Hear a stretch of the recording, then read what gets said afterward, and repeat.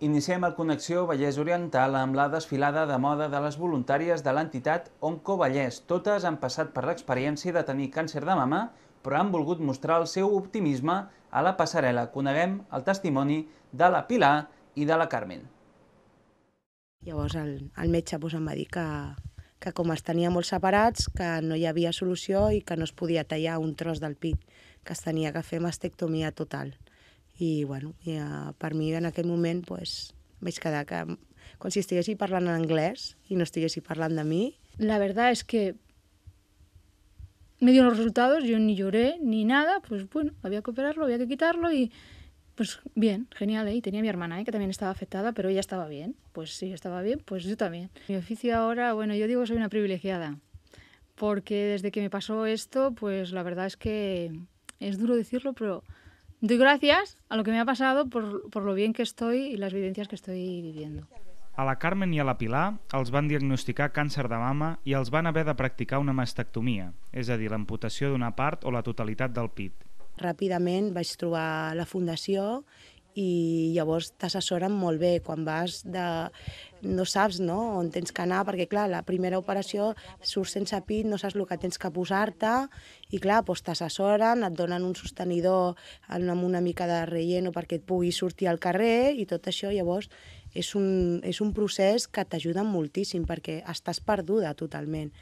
Y bueno, a mí me va a ayudar molt. Yo lo que puedo decir que es que ahí nadie lloramos, es que no vamos nadie a llorar. Es que aquello es que no sabría cómo explicarlo, aparte de una segunda familia, que ya es una segunda familia, es que te enseñan a que tienes que ir para adelante, a que la vida sigue. Tengas un ovario menos, tengas una mama menos, y ahora con las reconstrucciones que hay, que todo va tan bien, o sea que no hay problema.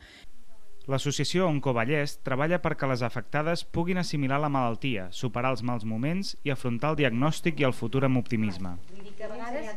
A veces ya vas a la asociación, ya no voy a pintar, porque ya no, los martes no voy a pintar, ahora ya voy a estar con la gente que quieres, porque ya has aprendido a pintar, te encuentras bien, pues ahora vas a ayudar a otras que vienen, pues que lo necesitan. Estoy feliz porque hacemos excursiones, hacemos desfiladas, nos llevan a ver teatros. L'objecte d'aquesta desfilada és que les senyores puguin veure després d'una operació de mastectomia que poden vestir-se en roba interior perfectament, es poden trobar femenines com abans i sobretot la roba de bany, que és molt important. Llavors tant és una mastectomia parcial com una mastectomia total. Hi ha diferents pròtesis, diferents mides de sostenidors, diferents talles i els hi acoplem amb elles. Aquest ja és el 7è any que Onco Vallès realitza la desfilada de llenceria i roba de bany a Granollers.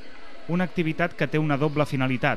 Per una banda, motivar les models, que totes han patit la malaltia, i de l'altra, mostrar a altres dones afectades quina roba els pot quedar millor.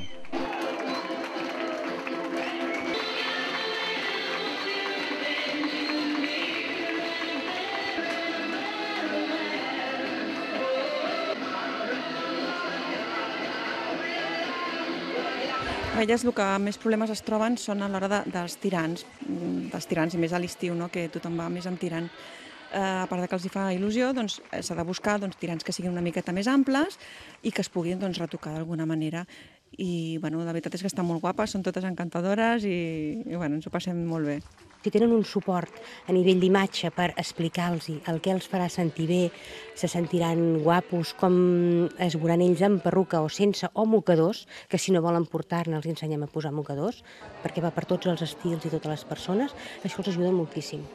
La firma de pròtesis mamàries Anita és una de les organitzadores de l'esdeveniment i, a més, participa en desfilades semblants a altres llocs del territori espanyol. La firma Anita de las prótesis y los sujetadores, cada año hacemos la desfilada, que llevamos ya 7 años desde que empecé, y ahora soy modelo de la firma Anita con otra compañera que también viene, que se llama Conchi, que también sale hoy con nosotros, y bueno, pues hago de modelo 3 o 4 veces al año, que me llevan a Bilbao, Gijón. Bueno, quiero decir que soy una privilegiada, como he dicho al principio. Un dels moments que costa més assimilar durant el tractament de càncer és la caiguda del cabell.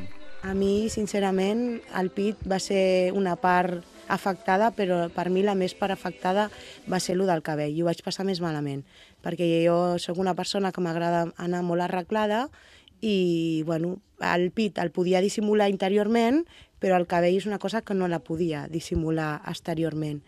I llavors, bueno, doncs me'n van assessorar, vam anar a Risollis, on l'Ester, i llavors allà, doncs, bueno, jo no ho veia molt clar, però una perruca i endavant, a tirar com sigui. Jo també vaig fer una cosa diferent a el que normalment es podia fer, que també hi ha gent que vaig agafar i em vaig combinar la perruca, me la posava amb gorres. Llavors agafava barrets de diferents colors, la gent, com m'agrada anar molt combinada amb els colors, me regalaven barrets a color de la meva roba i tot això, i llavors et senties, no sé, més divertida, més juvenil, no? I una mica més vestida. Per tant, el procés intentes que quan li dictaminen el que és la malaltia, abans de començar la quimio, li puguem provar alguns tipus de perruques. I elles es van veient i van agafant una mica l'orientació de com es veuran quan els hi passi. Després el procés no és de cop, sinó que tarden 15 o 20 dies a que els hi caigui el cabell, ens tornem a veure, tenim una altra trobada, una altra provada de perruca, i també els ensenyem com s'hauran de maquillar, i l'altra part ja és quan passem a rasurar-los el cap, els hi col·loquem la perruca sense mirar, si elles volen, els ensenyem a posar sense mirar-se, hi ha gent que no es vol veure al mirall i no es veu, i també els ensenyem a maquillar i a fer-se les pestanyes postisses, les celles. Sí, ha de posar una mica de cera, que ho tinc aquí. Agafa, siéntate aquí, per favor. Doncs ara jo, sincerament, me trobo molt bé. Me trobo més guapa i me trobo més jove. Ho dic sincerament. Jo penso que m'ha ajudat també a valorar molt més les coses i els petits detalls de la vida, els vius amb més intensitat. I que estic molt feliç. Sens dubte, el clar exemple de la lluita, del positivisme, de les ganes de tirar endavant i de l'afany de lluitar.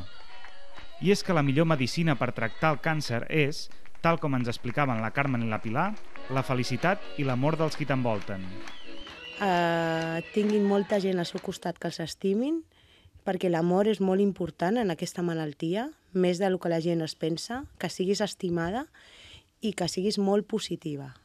I que encara estem aquí i tenim que lluitar i que no s'ha acabat.